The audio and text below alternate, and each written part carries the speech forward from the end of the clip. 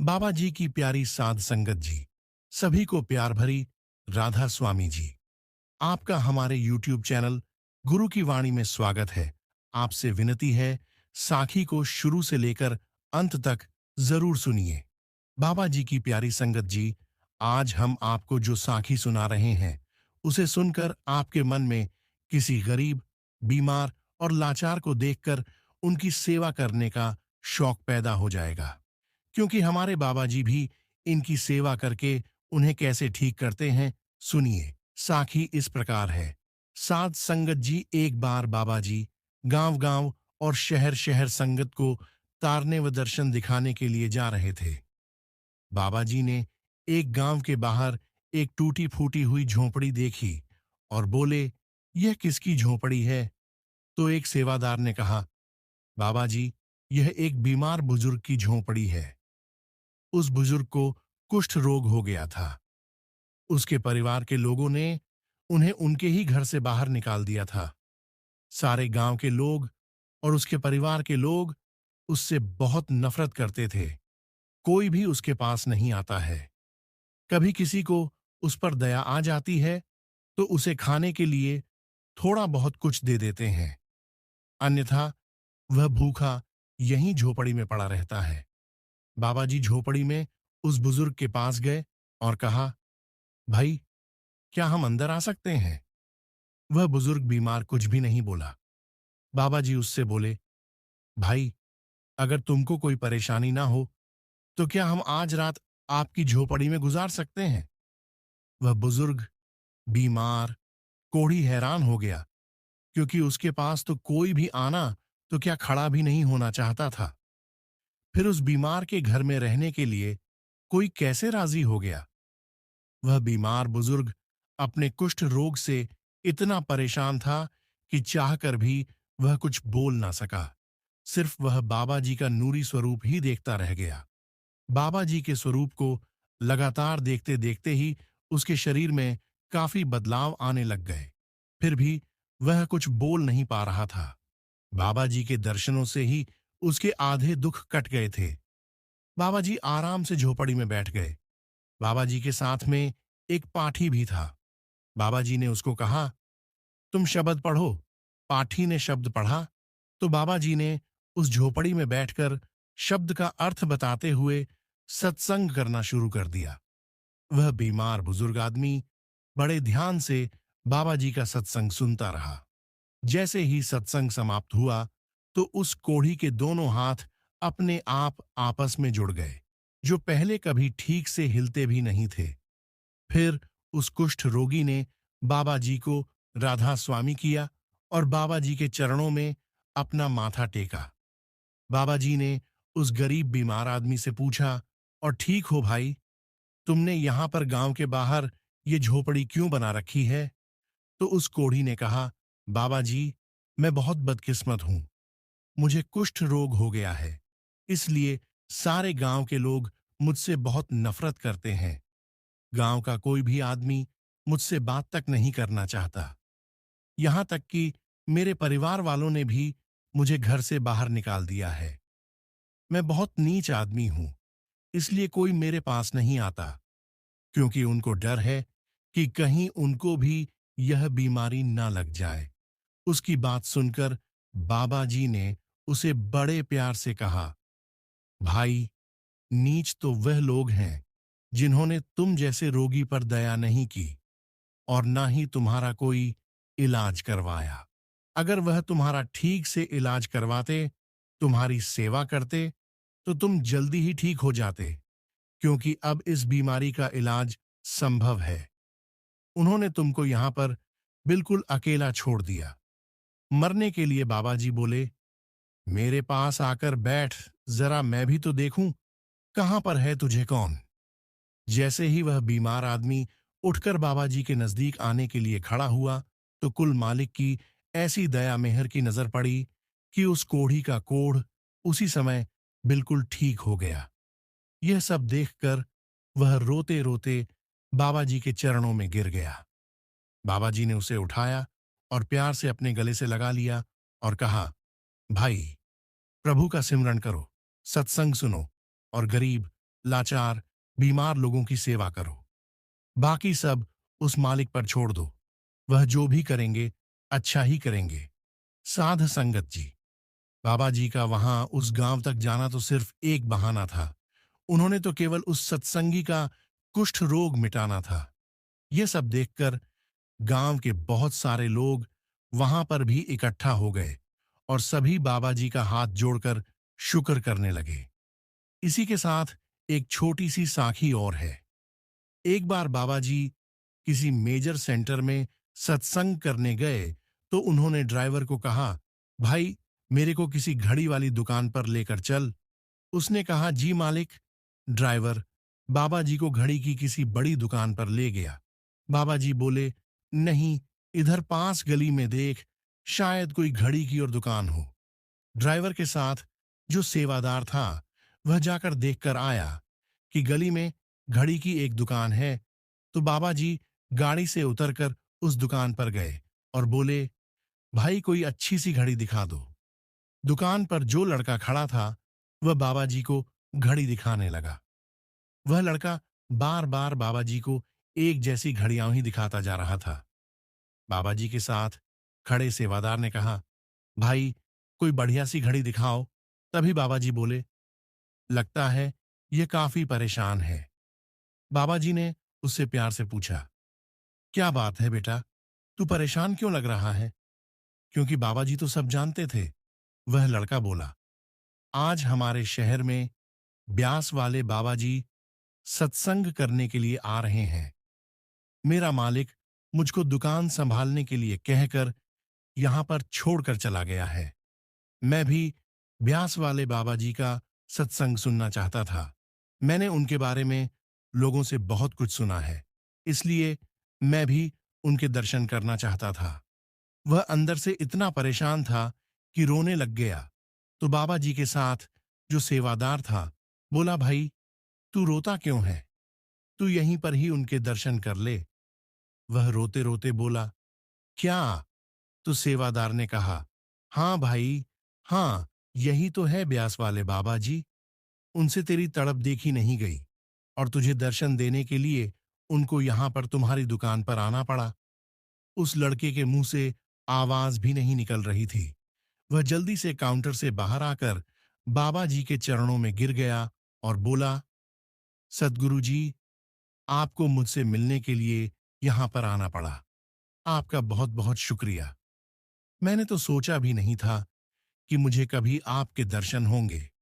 बाबा जी ने उसे अपने गले से लगा लिया और मालामाल कर दिया। ऐसे हैं हमारे प्यारे प्यारे बाबा जी, जो हमारे अंदर की तड़प को देख लेते हैं और दर्शन देने के लिए कहीं पर भी पहुंच जाते हैं। वह लड़का बाबा जी का बार बार शुक्रिया करने लगा। शुक्र मालिक का शुक्र अदा किया। साध संगत जी, अगली साखी को भी अंत तक सुने। जी साध संगत जी, एक बहुत ही प्यारी साखी है जिसमें जीवन का सच है। अगर आपने समझ लिया तो जीवन आसान हो जाएगा।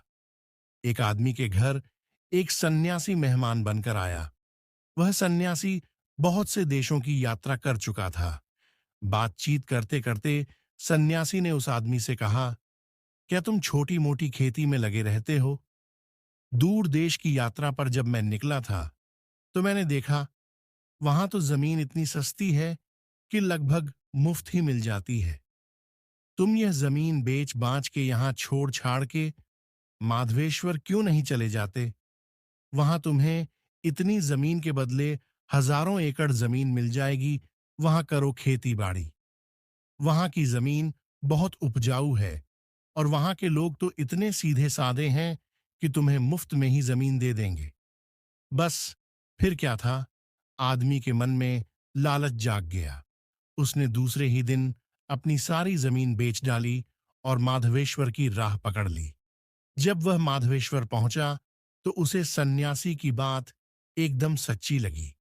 वहां के लोग तो सच में सीधे साधे थे। उस आदमी ने माधवेश्वर के लोगों से कहा कि मैं यहां जमीन खरीदने आया हूं।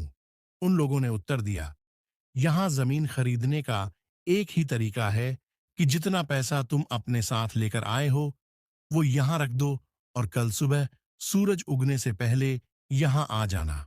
सूरज उगते ही तुम जमीन घेरने के लिए निकल पड़ना और सांझ को सूरज ढलने के साथ तुम यहीं पहुंच जाना जहां से तुमने शुरुआत की है। तुम जितनी जमीन घेर सकते हो घेर लेना। जितना तुम चलते जाओगे उतनी जमीन तुम्हारी होती जाएगी। बस एक बात का ख्याल रखना, सूरज उगने से पहले जहां से शुरू किया है, सूरज डूबने से पहले वहीं खत्म करना होगा। रात भर सो नहीं सका वह आदमी, रात भर योजना बनाता रहा कि कितनी जमीन घेरेगा। सूरज निकलते ही वह आदमी भागने लगा। साथ में रोटी भी ले ली, पानी भी ले लिया। सारा गांव इकट्ठा हो गया और वो भाग। सोचा कि चलते चलते खा लेगा, चलते चलते पानी पी लेगा। रुक कर खाने का क्या मतलब है, समय खराब होगा। ज्यादा से ज्यादा जमीन जो घर नहीं थी, चलना क्या था, बस दौड़ना था। चलने से आधी जमीन गिरेगी और दौड़ने से दुगनी। उसने सोचा कि 12 बजे तक वापसी शुरू कर देगा ताकि सही समय पर वापस पहुंच सके। 12 बज गए, एक भी बज गया। मीलों चल चुका था। न लालच का अंत हो रहा था, न उपजाऊ जमीन का। सोचा एक ही तो दिन की बात है, आज की ही तो मेहनत है, फिर ज्यादा से ज्यादा जमीन होगी मेरी। न भोजन किया, न पानी पिया, बस दौड़ता ही रहा। भोजन करता भी तो कैसे करता, उतनी जमीन का नुकसान जो हो जाता। जीवन भर भोजन ही तो करना है, पानी ही तो पीना है, पीते रहेंगे। उसने खाना फेंक दिया, पानी भी फेंक दिया। हाय रे इंसान की लालसा, 2 भी बज गए। अब याद आया उसे कि लौटना भी है, वापस उसी जगह जहां से शुरू किया था। लौटने के लिए हिम्मत बची ही नहीं। अब घबराहट भी होने लगी। सारी ताकत झोंक दी वापस लौटने में, पर ताकत तो खत्म होने के करीब थी। वह हाँफ रहा था, घबरा रहा था, सोच रहा था कि पहुंच पाऊंगा या नहीं। सूरज डूबने से पहले वह पागल होकर दौड़ा, सब दांव पर लगा दिया। सूरज डूबने लगा। अब गांव की वह रेखा ज्यादा दूर नहीं थी जहां से शुरुआत की थी। गांव के लोग भी दिखाई पड़ रहे थे। वे आवाजें लगा रहे थे, उत्साह बढ़ा रहे थे। आ जाओ, ले लो सारी जमीन, बस छू लो उस रेखा को जहां से शुरू किया था उसने। सारा दम लगा दिया। वो भागा, जी जान से भागा। सूरज डूब रहा था। सूरज डूबते डूबते क्षितिज पर आ गया। दूसरी तरफ वो आदमी रेखा के पास आ गया। कुछ 5-7 गज की दूरी ही रह गई थी कि वो आदमी घिसटने लगा। जैसे ही उस आदमी ने अपना हाथ जमीन के उस टुकड़े पर रखा जहां से उसने भागना शुरू किया था, वहीं सूरज डूब गया। यहां सूरज डूबा और वहां उस आदमी की सांसें डूब गई। शायद दिल का दौरा पड़ गया था। गांव के लोग जोर जोर से हंसने लगे, कहने लगे, यह पागल आदमी न जाने कहां से आ जाते हैं। ये आते ही रहेंगे और ऐसे ही मरते रहेंगे। अभी तक ऐसा कोई आदमी नहीं आया जो जमीन घेर कर जमीन का मालिक बन पाया हो। सब आते हैं लालच लेकर और सब कुछ दांव पर लगाकर यहीं खत्म हो जाते हैं। दोस्तों, यह कहानी हमारी कहानी है, हम सबकी जिंदगी की कहानी। यही तो हम सब कर रहे हैं, दौड़ रहे हैं कि कितनी जमीन घेर लें। 12 भी बज जाते हैं, 2 भी बज जाते हैं, लौटने का समय भी हो जाता है। ना भूख की फिक्र है, ना प्यास की फिक्र। जीने का समय ही कहाँ है। पहले जमीन तो घेर लें, तिजोरी तो भर लें, बैंक में रुपया तो इकट्ठा कर लें, फिर जी लेंगे, फिर बाद में जी लेंगे। पर कोई जी नहीं पाता। जीने के लिए थोड़ी विश्रांति चाहिए, जीने के लिए थोड़ी समझ चाहिए। जीवन मुफ्त में नहीं मिलता, जीवन को जीने के लिए बोध चाहिए। कितनी प्यारी बात कही है किसी ने कि जिंदगी एक पल है जिसमें न आज है न कल है। जी लो इसे यह सोचकर कि यह हमारी जिंदगी का सबसे हसीन पल है। दोस्त, भक्ति में अगर मन लगने लगे तो समझ लेना कि आपने भगवान को नहीं बल्कि भगवान ने आपको चुना है। ये जिंदगी है साहब, इम्तिहान ले लेकर तुम्हें खुद से लड़ना सिखा देगी।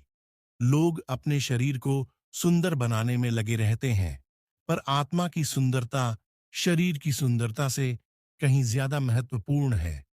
शरीर तो नश्वर है, मिट्टी से बना है और मिट्टी में ही मिल जाता है, पर आत्मा अमर है। इसीलिए आत्मा की सुंदरता पर ध्यान दो। आत्मा की सुंदरता स्वयं को भगवान में लीन करने से मिलती है। जो अज्ञानी व्यक्ति होता है वह यह गलतफहमी पाल लेता है कि मैं करता हूं, सभी कार्य मेरे द्वारा किए जा रहे हैं। ऐसे में उसमें अहंकार घर कर लेता है। परंतु इस सृष्टि में जो भी हो रहा है सब कुछ भगवान की इच्छा से हो रहा है। अज्ञानता के कारण व्यक्ति में जब अहंकार जन्म लेता है तो उसका पतन होना निश्चित है। जिंदगी में सही लोगों की तलाश कभी मत करो, आप ही सही बन जाओ। क्या पता आपको मिलकर किसी और की तलाश पूरी हो जाए। याद रखना, दूसरों से उम्मीद रखोगे तो हार जाओगे और खुद से उम्मीद रखोगे तो जीत जाओगे। इंसान समझ ही नहीं पाता कि जिन चीजों के पीछे वो भाग रहा है वो हमेशा के लिए नहीं रहने वाली। अगर कोई चीज शाश्वत है तो वो है आत्मा, हमारे मन का सुकून, हमारे मन की शांति। और बाकी जो कुछ भी है वो हमेशा रह ही नहीं सकता। जब आप कोई बुरा कार्य करते हो या अच्छा कार्य करते हो और आपको लगता है कि कोई नहीं देख रहा है, भगवान कहते हैं तुम जो कुछ भी कर रहे हो मेरी दृष्टि सदैव तुम पर है। इसीलिए आप यह मत समझिए कि आप अकेले हैं। भगवान आपके साथ हमेशा होते हैं। एक बात हमेशा याद रखना, इज्जत कभी इंसान की नहीं होती, इज्जत हमेशा जरूरत की होती है। जरूरत खत्म तो इज्जत खत्म। जो इंसान हमेशा शिकायतों से भरा रहता है वह कभी खुश नहीं रह सकता, और जो इंसान हमेशा धन्यवाद के भाव से, हमेशा शुक्रिया के भाव से भरा रहता है वह हमेशा खुश रहता है। उस इंसान की जिंदगी में आपको सुकून और शांति दिखाई देगी। धरती पर आज तक एक भी ऐसा इंसान पैदा नहीं हुआ जिसकी जिंदगी में दुख ना आया हो। वो चाहे दुनिया का सबसे अमीर इंसान हो या दुनिया का सबसे गरीब इंसान। यहां तक कि प्रभु श्री राम और प्रभु श्री कृष्ण को भी अपने जीवन में काफी दुखों का सामना करना पड़ा था। लेकिन कहते हैं जिस नजर से आप इस दुनिया को देखते हो वैसे ही ये दुनिया आपको दिखाई देगी। इसलिए हर हालत में खुश रहना सीखो, क्योंकि खुशी एक ऐसी चीज है जो आपको उम्मीद और ताकत देती है। संसार में परेशानी देने वालों की हस्ती कितनी भी बड़ी क्यों ना हो, पर भगवान की कृपा दृष्टि से बड़ी नहीं होती। आलसी व्यक्ति कभी भी सफल नहीं हो सकता। जिसे अपने जीवन में आराम प्यारा है उसे मेहनत करना अच्छा नहीं लगता। भला वह व्यक्ति कैसे सफल हो सकता है। इसलिए अगर आप कोई काम करना चाहते हैं तो अभी से आलस्य त्याग दीजिए। अपने काम को कभी कल पर नहीं टालना चाहिए, क्योंकि वह व्यक्ति समय को महत्वपूर्ण न समझकर उसे व्यर्थ में ही गंवाता है। अंत में उसके पास कुछ करने के लिए समय नहीं बचता। किसी भी व्यक्ति के अपने जीवन में सफल ना होने के सबसे मुख्य कारण होते हैं खुद पर भरोसा ना होना। जीवन में वही व्यक्ति सफल होता है जिसे खुद पर भरोसा हो। जिस व्यक्ति को खुद पर भरोसा नहीं है वह कभी भी सफल नहीं हो सकता। श्री कृष्ण कहते हैं मनुष्य का जीवन रथ के समान होता है। आज ग्रीष्म तो कल वर्षा, परसों शीत। तनिक संकट आया तो हम संयम खो बैठते हैं, तो तनिक अर्थ बदले तो हम अधीर हो जाते हैं। अपने आक्रोश, अपने क्रोध में हम उनसे ही संबंध बिगाड़ लेते हैं जो हमारे अपने होते हैं। हमें लगता है कि हमारे अपने हैं, उन्हें हम फिर से मना लेंगे। परंतु स्मरण रखिएगा, सदा ऐसा करना हमेशा संभव नहीं होता। सागर की ऊंची लहरों को तट सहता है, और यदि तट ही टूट जाए तो बाढ़ आ जाती है। हमारे संबंध दूध की भांति होते हैं।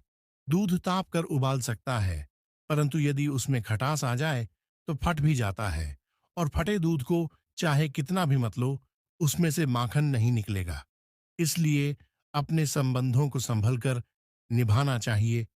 श्री कृष्ण कहते हैं, जो व्यक्ति अपने अहंकार से भारी हो जाता है, जिसमें अभिमान भर जाता है, वह उस पत्थर की भांति हो जाता है जो भारी होने के कारण नदी की धारा में डूबकर अपना अस्तित्व खो देता है।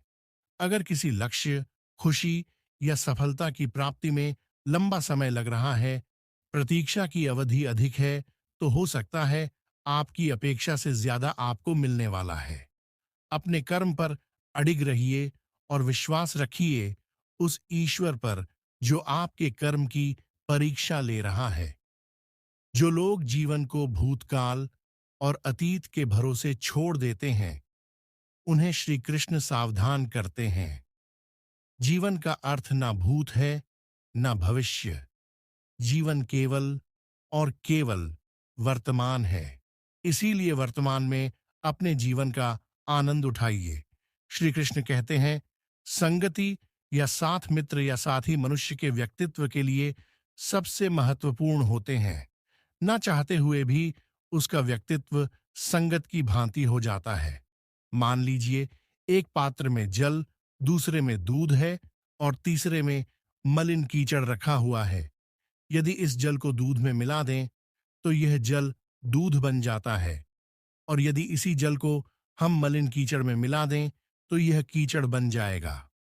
ऐसी कोई युक्ति नहीं कि जल बिना घुले मिले दूध में अपना अस्तित्व बनाए रखें या उससे अलग रहे, और ठीक ऐसा ही मनुष्य के जीवन में भी होता है।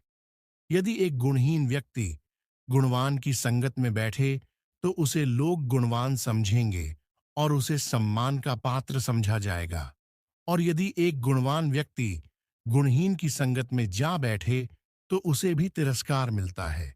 इसलिए अपने जीवन में सदैव संगति सोच समझकर सावधानी से चुनी। भगवत गीता में श्री कृष्ण बताते हैं कि जो इंसान दूसरों को दुख देता है, दूसरों के साथ छल करता है, उस इंसान का अंत बहुत बुरा होता है। दुर्योधन ने पांडवों को जीवन भर दुख दिया, तकलीफ दी, उनके साथ छल किया, हर कदम पर उन्हें धोखा दिया, कभी ईमानदारी के साथ नहीं चल पाया, और उसका ऐसा परिणाम हुआ कि दुर्योधन के दल का हर एक बड़ा योद्धा छल के द्वारा ही मारा गया। क्योंकि जो जैसा कर्म करेगा उसे वैसा ही फल मिलेगा। तो दुर्योधन ने जैसा कर्म किया था उसको वैसा ही फल मिला। सारा जीवन उसने लोगों को दुख दिया, छल किया, तो अंत में उसकी स्वयं की मृत्यु भी एक छल से ही हुई। इसीलिए श्री कृष्ण कहते हैं कि अगर कोई इंसान स्वयं को बहुत ज्यादा चालाक समझता है कि दूसरे को दुख देकर, तकलीफ देकर उसने दूसरे को बेवकूफ बना दिया, तो याद रखना, एक दिन उसके जीवन में भी ऐसा कोई आएगा जो उसको भी धोखा देकर चला जाएगा। क्योंकि कर्म ऐसी चीज है जो सबके चेहरे याद रखता है। जो जैसा कर्म करता है उसे वैसा फल भोगना ही पड़ता है। भगवत गीता में श्री कृष्ण कहते हैं, हे मनुष्य, तू कभी भी अपने धन का, अपने पद का और अपने बल का अभिमान मत कर। दुर्योधन को बहुत अभिमान था कि मेरे पास भीष्म पितामह हैं, द्रोणाचार्य हैं और कर्ण जैसा बड़ा योद्धा मेरे पास है। इन पांडवों को तो मैं ऐसे ही मसल कर रख दूंगा। उसे अपने धन का अभिमान था और अपने पद और शक्ति का बहुत अभिमान हो गया था। लेकिन वही अहंकार, वही अभिमान ही एक दिन उसके सर्वनाश का कारण बन गया। जो लोग अपने पैसे का अहंकार करते हैं, अपनी शक्ति का अहंकार करते हैं, दूसरों को नीचा दिखाने की कोशिश करते हैं, दूसरों को दुख पहुंचाते हैं, एक ना एक दिन उनका वही अहंकार, वही अभिमान उनका सर्वनाश कर देता है। एक बात हमेशा याद रखें कि जीवन में आप चाहे कितने भी सफल हो जाएं, चाहे कितने भी बड़े इंसान क्यों ना बन जाए, लेकिन उसका अहंकार, उसका अभिमान दूसरों को कभी ना दिखाएं। अपनी खुशी और अपना दुख हर किसी के आगे बताना नहीं चाहिए, क्योंकि दुनिया में लोग आपकी खुशी पर भी नजर लगा देते हैं, आपकी खुशी से जलने लगते हैं और आपके दुख में आपकी हंसी उड़ाने में लग जाते हैं। इस दुनिया में आपकी खुशी से कोई दूसरा इंसान खुश नहीं होता है, बल्कि लोगों में जलन पैदा होती है। इसलिए अपना हर दर्द, हर सुख, हर दुख सबको दिखाना जरूरी नहीं है। लोग तो इसी के लिए बैठे हैं, दुखी इंसान को और दुखी करने के लिए, और जो खुश है उसको तकलीफ पहुंचाने के लिए। अपने मन की बात, अपने मन की हालत अपने तक ही रखें। सिर्फ उस इंसान से बताएं जिस इंसान में समझने की समझ हो। सब कुछ किताबों से ही सीखने को नहीं मिलता। मतलबी लोगों से भी बहुत कुछ सीखने को मिलता है। गलती उसी से होती है जो मेहनत से काम करता है। नाकाम जिंदगी तो दूसरों की बुराई खोजने में ही खत्म हो जाती है। बोलना सीखें, वरना जिंदगी भर सुनना पड़ेगा। उड़ने में कोई बुराई नहीं है, मगर उतना ही उड़े जहां से जमीन साफ दिखाई देती हो। सिर्फ वे लोग आपकी परवाह करते हैं जो आपको तब भी सुन सकते हैं जब आप चुप होते हैं। चिंता उतनी करिए जितने में काम हो जाए, उतना नहीं कि जिंदगी तमाम हो जाए। आप अपने शब्द को चाहे जितनी भी समझदारी से बोलिए, लेकिन सुनने वाला अपनी योग्यता और अपने मन के विचारों के अनुसार ही उसका मतलब निकालता है। कहानी जिंदगी की यही है कि इसमें मनचाहा किरदार नहीं मिलता। आपकी मुस्कान, आपके चेहरे पर भगवान के हस्ताक्षर हैं। उसे अपने आंसुओं से ढलने या क्रोध से मिटने ना दें। दिल साफ होगा तो हर गुनाह माफ होगा। हिसाब तुम्हारी कमाई का नहीं, तुम्हारे कर्मों का होगा। एक नियम रखो, सीधा बोलो, सच बोलो और मुंह पर बोलो।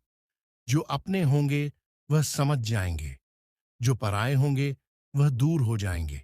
समय कब रंग बदलता है ये कोई नहीं जानता, क्योंकि प्रभु श्री राम को जिस रात राज्य मिलने वाला था, सुबह वनवास मिल गया। जिंदगी का रास्ता बना बनाया नहीं मिलता, स्वयं को बनाना पड़ता है।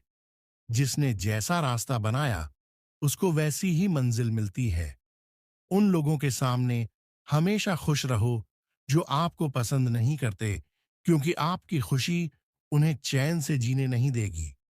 अच्छी सूरत से ज्यादा मायने रखता है आपका अच्छा स्वभाव। सूरत तो उम्र के साथ बदल जाती है, लेकिन अच्छा स्वभाव आपका जिंदगी भर साथ देगा। जिंदगी का यही कड़वा सच है कि जब आपके पास पैसा होता है, तब हजारों लोग आपको पहचानते हैं, आपके साथ दोस्ती करना करना चाहते हैं। अगर यही पैसा चला जाए तो आपको कोई नहीं पहचानेगा। इसीलिए शायद कहा जाता है कि गरीब लोगों का कोई रिश्तेदार नहीं होता, जबकि अमीर के घर में रिश्तेदारों का दरबार लगता है। सफलता की असली कीमत सिर्फ मेहनत और समय होती है।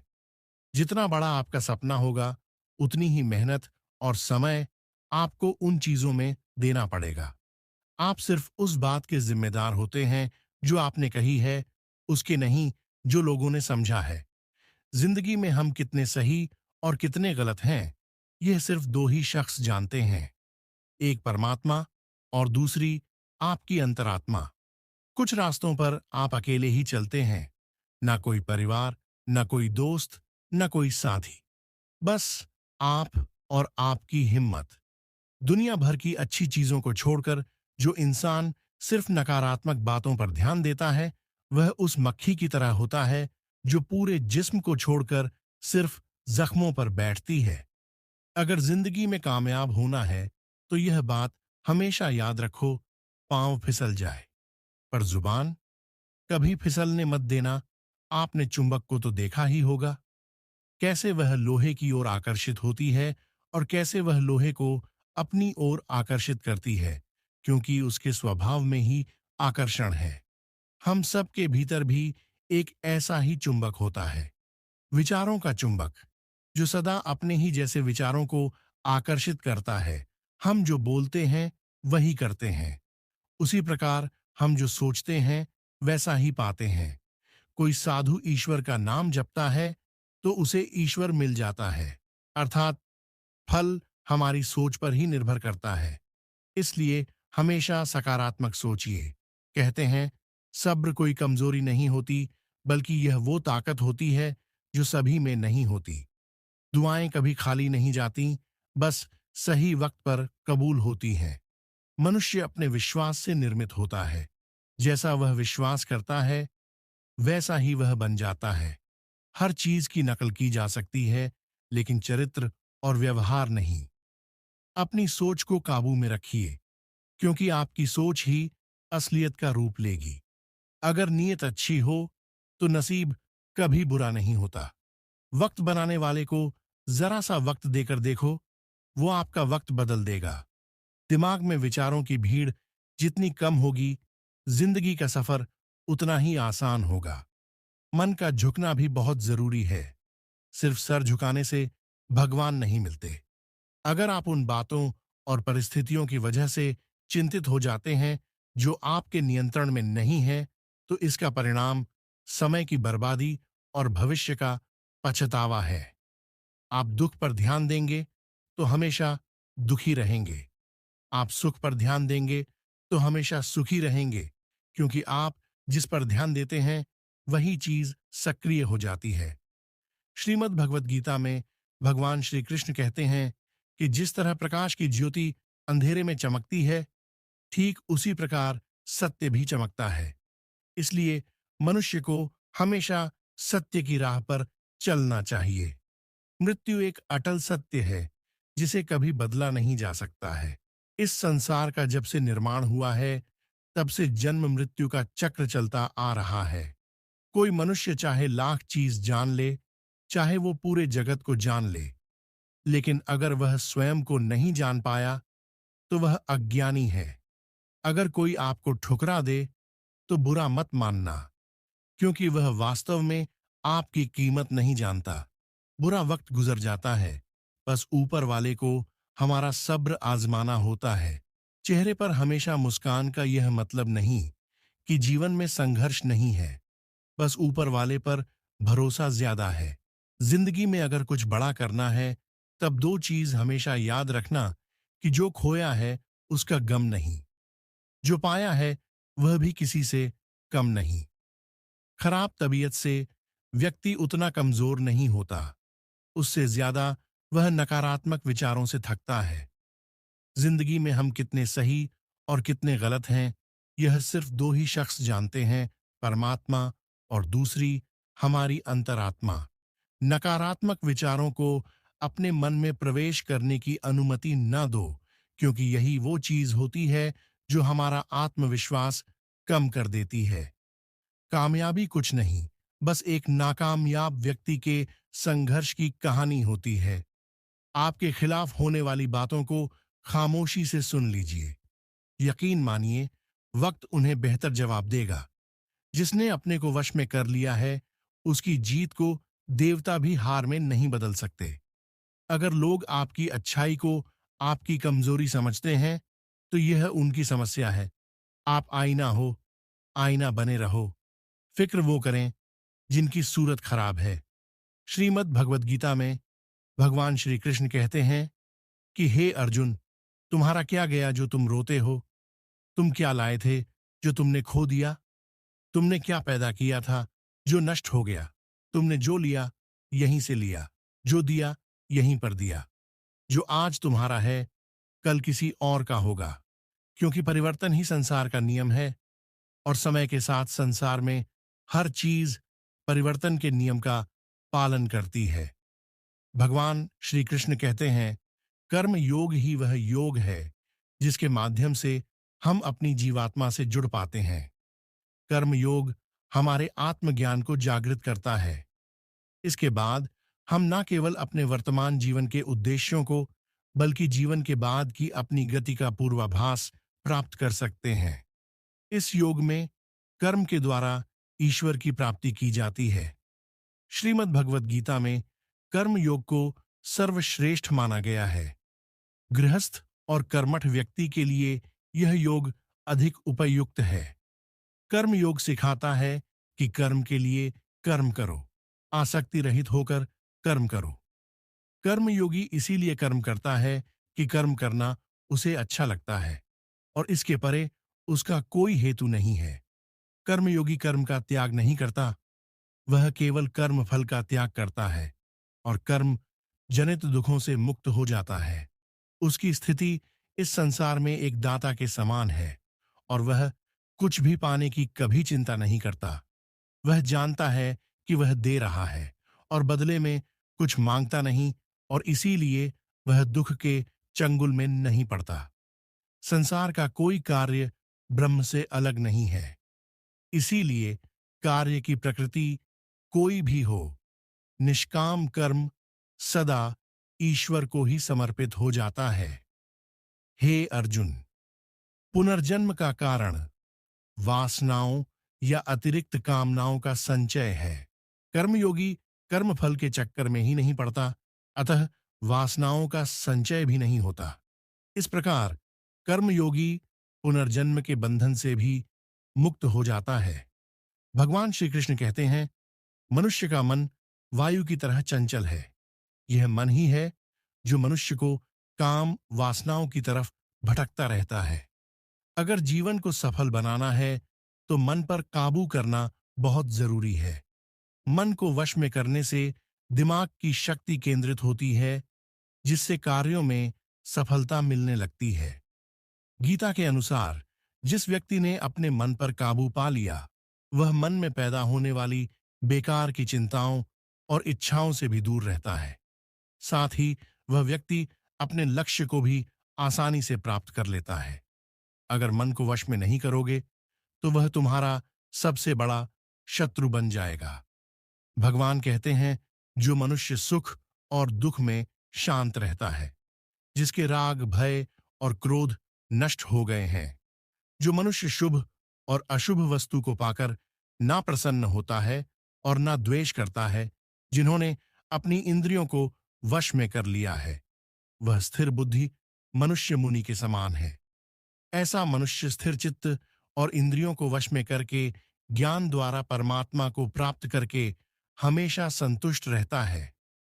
क्रोध मनुष्य को नरक की ओर ले जाने वाला द्वार है। क्रोध करने से व्यक्ति का मन अशांत हो जाता है और उसकी स्मरण शक्ति भ्रमित हो जाती है। स्मृति में विभ्रम होने से उसकी बुद्धि नष्ट हो जाती है और फिर व्यक्ति का पतन हो जाता है। भगवान भगवान श्री कृष्ण कहते हैं, मनुष्य को क्रोध करने से बचाना चाहिए। कितना भी गुस्सा आए, स्वयं को शांत रखने का प्रयास करें। जिस प्रकार समुद्र की स्थिति अचल है, भारी से भारी आंधी तूफान आने पर या अनेक नदियों के जल प्रवाह उसमें प्रविष्ट होने पर भी वह अपनी स्थिति से विचलित नहीं होता, मर्यादा का त्याग नहीं करता, उसी प्रकार परमात्मा के स्वरूप में स्थित योगी की स्थिति भी सर्वथा अचल होती है। बड़े से बड़े सांसारिक सुखों दुखों का संयोग वियोग होने पर भी उसकी स्थिति में जरा भी अंतर नहीं पड़ता। वह योगी परमात्मा में नित्य निरंतर अटल और एक रस स्थित रहता है। जो मनुष्य संपूर्ण कामनाओं को त्याग कर ममता रहित, अहंकार रहित और मोह रहित होकर विचरण करता है, वही मनुष्य शांति को प्राप्त कर पाता है। जो दर्द आज सह रहे हो, आगे चलकर वही तुम्हारी ताकत बनेगा मुसीबत में। अगर मदद मांगना हो तो सोच कर मांगना, क्योंकि मुसीबत थोड़ी देर के लिए ही होती है और एहसान जिंदगी भर का। तजुर्बे उम्र से नहीं बल्कि हालातों से आते हैं। जमाने में आए हो तो जीने का हुनर भी रखना, दुश्मन से कोई खतरा नहीं। बस अपनों पर नजर रखना। रात भर गहरी नींद आना इतना आसान नहीं। उसके लिए दिन भर ईमानदारी से जीना पड़ता है। अपनी कमियों को सिर्फ हम दूर कर सकते हैं और कोई नहीं। बाकी सब केवल इनका फायदा उठाना जानते हैं। समय के पास इतना समय नहीं कि वो आपको दोबारा समय दे सके। जो बदला जा सके उसे बदलिए, जो बदला ना जा सके उसे स्वीकार कीजिए, और जो स्वीकार ना जा सके उससे दूर हो जाइए। लेकिन खुद को खुश रखिए, वो भी एक बड़ी जिम्मेदारी है। जब हम अपने रिश्तों के लिए वक्त नहीं निकाल पाते, तब वक्त हमारे बीच से रिश्ता निकाल देता है। जो आपकी बुराई करते हैं उन्हें करने दो, क्योंकि बुराई वही करते हैं जो बराबरी नहीं कर सकते। झूठ भी कितना अजीब है। खुद बोलो तो अच्छा लगता है और दूसरे बोले तो गुस्सा आता है। अगर खुश रहना चाहते हैं तो लोगों की बातों पर कम और अपने विचारों पर ज्यादा ध्यान दें। भगवान पर विश्वास बिल्कुल उस बच्चे की तरह करो जिसको हवा में उछालो तो वो हंसता है, डरता नहीं, क्योंकि वो जानता है कि आप उसे गिरने नहीं दोगे। श्रीमद् भगवद गीता में भगवान श्री कृष्ण कहते हैं कि हे अर्जुन, मेरा इन तीनों लोकों में न तो कुछ कर्तव्य है और ना ही कोई वस्तु मेरे प्राप्त करने योग्य है। फिर भी मैं कर्म करते हुए अपने कर्तव्य का निर्वाह करता हूं। हे पार्थ, यदि मैं कर्मों को करने में सावधानी ना बरतें तो बड़ा अनर्थ हो जाएगा, क्योंकि मनुष्य सब प्रकार से मेरे ही मार्ग का अनुसरण करते हैं। यज्ञ से बचे हुए अन्न को खाने वाले श्रेष्ठ पुरुष सब पापों से मुक्त हो जाते हैं, और जो पापी लोग अपना शरीर पोषण करने के लिए ही अन्न पकाते हैं वे तो पाप को ही खाते हैं। अर्थात जो लोग ईश्वर को याद किए बिना अपने जिंदा रहने में ही लगे रहते हैं उन्हें चोर समझना चाहिए। केवल ज्ञान ही एक ऐसा अक्षय तत्व है जो कहीं भी, किसी भी अवस्था में और किसी भी हाल में मनुष्य का साथ नहीं छोड़ता। धरती पर जिस प्रकार मौसम में बदलाव आता है उसी प्रकार जीवन में भी सुख दुख आता जाता रहता है। युद्ध हो या जीवन सफलता केवल तीन शस्त्रों से प्राप्त होती है: धर्म, धैर्य और साहस। सेवा सबकी कीजिए, मगर आशा किसी से मत रखिए, क्योंकि सेवा का सही मूल्य भगवान ही दे सकता है, इंसान नहीं। नियत साफ हो तो एक लोटा जल भी कबूल है, वरना दिखावे के तो 5 भोग भी फिजूल है। कहाँ मिलता है कोई ऊपर वाले के सिवा समझने वाला? जो भी मिलता है बस समझकर चला जाता है। भगवान के फैसले पर कभी शक मत करना। अगर सजा मिल रही है तो कोई गलती भी अवश्य ही होगी। अगर आप सही हो तो कुछ सही साबित करने की कोशिश ना करो, बस सही बने रहो। गवाही खुद वक्त देगा। वहां बैठकर रोना बहुत सुकून देता है, जहां कृष्ण के सिवाय कोई और सुनने वाला ना हो।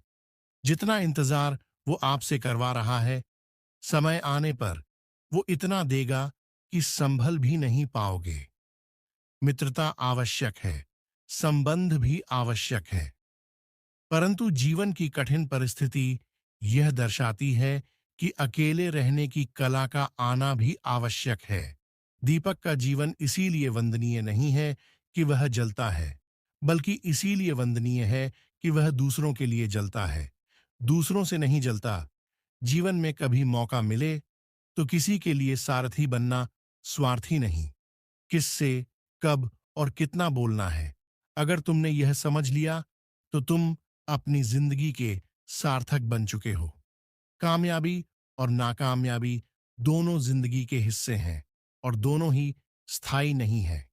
जिंदगी की आधी शिकायतें यूं ही दूर हो जाएंगी अगर लोग एक दूसरे के बारे में बोलने की जगह एक दूसरे से बोलना सीख जाएंगे। विश्वास किसी पर इतना करो कि वह तुम्हारे साथ छल करते समय खुद को दोषी समझे, और प्रेम किसी से इतना करो कि उसके मन में सदैव तुम्हें खोने का डर बना रहे।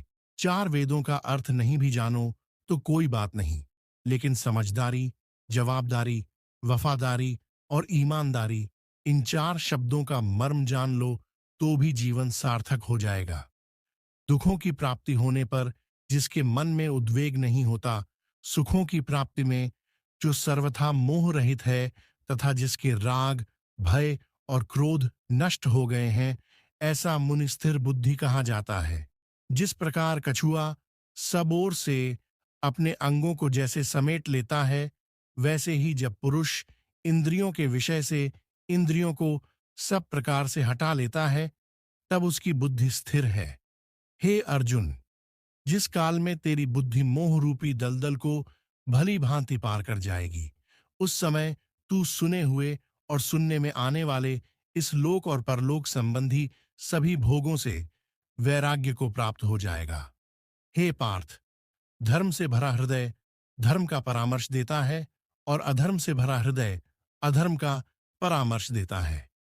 कान्हा कहते हैं, दुष्ट लोगों की भलाई कभी नहीं करनी चाहिए, क्योंकि बिच्छू को आप कितना भी प्यार कर लो, फिर भी वो डंक ही मारेगा।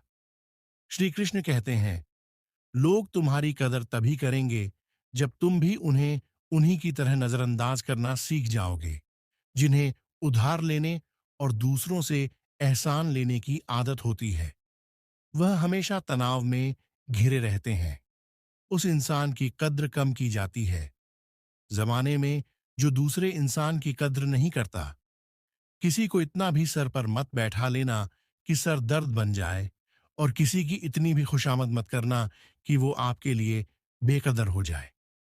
आईने में जो दिखता है, उसके अलावा किसी और पर आंख मूंद कर भरोसा मत करना, क्योंकि जो आज तक आपकी कदर करना नहीं छोड़ रहे हो सकता है कल आपको बेइज्जत करने में कोई कसर न छोड़ें। दूर रहना उन लोगों से जो आपकी कदर तब तक करते हैं जब तक कम हो। जल्दबाजी में कोई भी फैसला ना ले, क्योंकि जल्दबाजी में लिया गया फैसला अक्सर गलत हो जाता है। अपने पंखों पर भरोसा रख, हवाओं के भरोसे तो पतंगें उड़ा करती हैं। यहाँ गरीब जमीन पर पड़ी रोटी भी हंसी खुशी खा लेता है, वहां अमीर हाथ से मिली रोटी की भी कदर नहीं करता। जो मिला नहीं उसे पाने की ख्वाहिश जरूर करना, पर जो मिला है उसकी बेकदरी कभी मत करना। प्यार का असर उस रिश्ते में खत्म हो जाता है जहां एक दूसरे की कद्र करना कम हो जाता है। जिन्हें जो कहना है कहने दो, उनको हम नहीं वक्त जवाब देगा। क्यों भरोसा करता है तू गैरों पर, जब चलना है अपने ही पैरों पर। जिन्हें नींद से प्यार है वो सुहाने सपने देखते रहते हैं, पर जिन्हें सपनों की कदर है उन्हें नींद तक नहीं आती। जहां रहने के लिए घर मिल जाए पर घर के लोगों से कदर ना मिले, ऐसे घर पर रहने से अच्छा सड़क पर रहना है।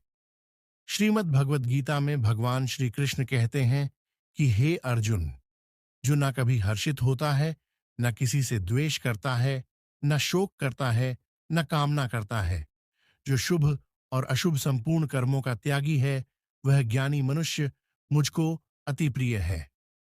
मुझे पाने के 3 तरीके हैं, ध्यान योग, ज्ञान योग और कर्म योग, और इन सब में कर्म योग सबसे प्रधान है। जिस प्रकार मनुष्य अपने पुराने वस्त्रों को त्याग कर नए वस्त्र धारण करता है, ठीक उसी प्रकार आत्मा पुराने व्यर्थ शरीर को त्याग कर नए शरीर को धारण करता है। यही प्रकृति का नियम है। इस सत्य को स्वीकार करके भय मुक्त होकर आज में जीना चाहिए। जो मनुष्य मुझे जान लेता है, उसके लिए संसार में और कुछ भी जानना शेष नहीं रहता।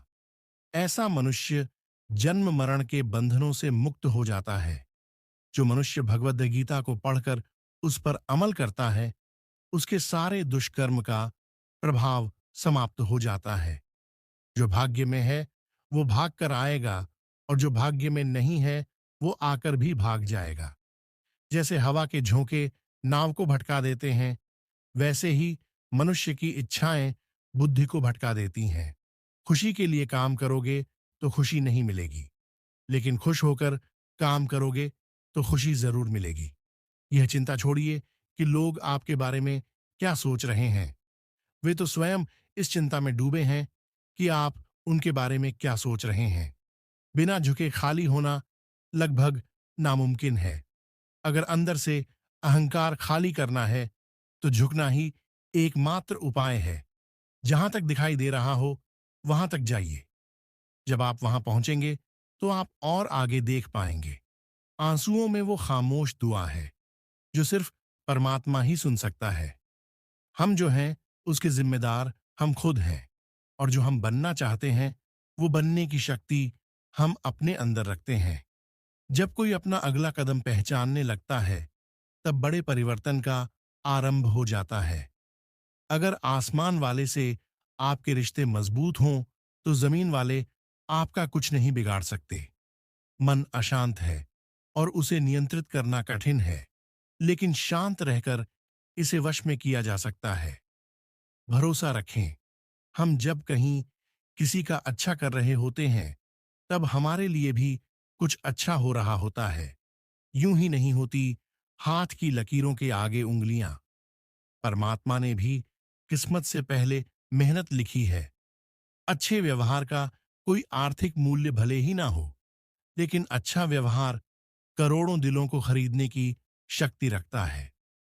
संयम हमारे चरित्र की कीमत बढ़ाता है, परंतु सच्चे मित्र और परिवार हमारे जीवन की कीमत बढ़ाते हैं। श्रीमद् भगवत गीता में भगवान श्री कृष्ण कहते हैं कि हे अर्जुन, वो जो वास्तविकता में मेरे उत्कृष्ट जन्म और गतिविधियों को समझता है, वह शरीर त्यागने के बाद पुनः जन्म नहीं लेता और मेरे परम धाम को प्राप्त होता है। वह व्यक्ति जो सभी इच्छाएं त्याग देता है और मैं और मेरा की लालसा और भावनाओं से मुक्त हो जाता है, उसे अपार शांति की प्राप्ति होती है। जिस मनुष्य के अंदर ज्ञान की कमी होती है और ईश्वर में श्रद्धा नहीं होती, वह मनुष्य जीवन में कभी भी आनंद और सफलता को प्राप्त नहीं कर पाता। ईश्वर ने हमें जो कुछ भी दिया है, वही हमारे लिए पर्याप्त है और यही एक अटल सत्य भी है। संयम, सदाचार और सेवा, ये गुण सत्संग के बिना नहीं आते। कोई एक महापुरुष आत्मा को आश्चर्य की भांति देखता है, वैसा ही दूसरा कोई महापुरुष ही इसके तत्व का आश्चर्य की भांति वर्णन करता है, तथा दूसरा कोई अधिकारी पुरुष ही इसे आश्चर्य की भांति सुनता है, और कोई कोई तो सुनकर भी इसको नहीं जानता। श्री कृष्ण भगवान कहते हैं, दुख सुख को समान समझने वाले जिस धीर पुरुष को यह इंद्रिय और विषयों के संयोग व्याकुल नहीं करते, वह मोक्ष के योग्य होता है। कान्हा कहते हैं कि हमें किसी से भी अंधा प्यार नहीं करना चाहिए। हमारा किसी के प्रति अंधा प्यार हमें कभी भी आगे बढ़ने नहीं देता। खुद को इतना कमजोर मत होने दो कि तुम्हें किसी के एहसान की जरूरत पड़ जाए। जीत निश्चित हो तो अर्जुन हर कोई बन सकता है, किंतु जब मृत्यु निश्चित हो तो अभिमन्यु बनने के लिए साहस चाहिए। लोगों को इम्प्रेस करने की कोशिश मत कीजिए। आप खुद को इम्प्रूव कीजिए, लोग अपने आप इम्प्रेस हो जाएंगे। कहते हैं, अगर जिंदगी का हर दांव जीतना चाहते हो तो बल से ज्यादा बुद्धि का उपयोग करना सीखो, क्योंकि बल लड़ना सिखाता है और बुद्धि जीतना सिखाती है। कभी पीठ पीछे आपकी बात चले तो घबराना मत, क्योंकि बात उन्हीं की होती है जिनमें कोई खास बात होती है। अहंकार के अंधे इंसान को ना तो अपनी गलतियां दिखाई देती हैं और ना ही दूसरे इंसानों में कुछ अच्छाई दिखाई देती है। जो लोग दूसरों को हर समय नीचा दिखाते रहते हैं, उनको यह एहसास नहीं है कि वह ऐसा करके खुद कितना नीचे गिर रहे हैं। अनुमान मन की कल्पना है और अनुभव जिंदगी का सबक। सच्ची खुशी तभी होती है जब आपकी सोच, कथन और कर्म में समानता हो। जीवन में कभी निराश नहीं होना चाहिए, क्योंकि कमजोर आपका वक्त हो सकता है, आप नहीं। जैसे तेल समाप्त हो जाने पर दीपक बुझ जाता है, उसी प्रकार कर्म के क्षीण हो जाने पर भाग्य भी नष्ट हो जाता है। अगर आप राजा की तरह जीना चाहते हैं, तो पहले आपको गुलाम की तरह मेहनत करनी होगी। एक बात का ध्यान अवश्य रखें, आपका सपना जितना बड़ा होगा, संघर्ष भी उतना ही कठिन होगा। अगर लोग आपकी कॉपी करने लगे, तो समझ लीजिए आप कामयाबी के बहुत करीब हैं। कोशिश हमेशा आखिरी सांस तक जारी रखनी चाहिए। मंजिल मिले या तजुर्बा, दोनों ही अनमोल हैं। जिंदगी बहुत हसीन है, कभी हंसाती है तो कभी रुलाती है, लेकिन जो जिंदगी की भीड़ में खुश रहता है, उसी के आगे सर झुकती है। अपने सबसे खास से धोखा खाने के बाद लोग चाहकर भी किसी पर संपूर्ण भरोसा नहीं कर पाते। यही सत्य है। मनुष्य अपने जीवन को सरलता से जी सकता है, पर फिर भी वह कभी सरल जीवन जी ही नहीं पाता। वह हमेशा चिंताओं से घिरा रहता है, भूतकाल की बातों को सोचकर परेशान होता रहता है। वह ना तो अपने जीवन को सही तरह से जी पाता है और ना ही मृत्यु को गले लगा पाता है। ज्ञानी व्यक्ति ना तो मरने वाले का शोक करते हैं और ना ही उनका शोक करते हैं, जो अब भी जिंदा हैं, क्योंकि वह जानते हैं जो मर गया वो फिर से जन्म लेगा, और जो जिंदा है वो एक दिन जरूर मरेगा। कर्म का नियम कहता है कि प्रत्येक घटना का एक कारण और प्रभाव होता है। समान रूप से किए गए कार्य के परिणाम अलग अलग हो सकते हैं। आज की यह साखी अगर आपको सच में अच्छी लगी तो कमेंट में राधा स्वामी जरूर लिखिएगा, और साथ साथ अपने शहर का नाम भी जरूर लिखिएगा, जिससे हम जान सके कि बाबा जी की सत्संग और साखी कहाँ कहाँ सुनी जा रही है। और ऐसी प्रेरणादायक सत्संग और साखी सुनने के लिए संगत के अपने चैनल को सब्सक्राइब जरूर कीजिए, जिससे कि इस चैनल पर अपलोड की गई साखी आप तक पहुंचती रहे। राधा स्वामी जी।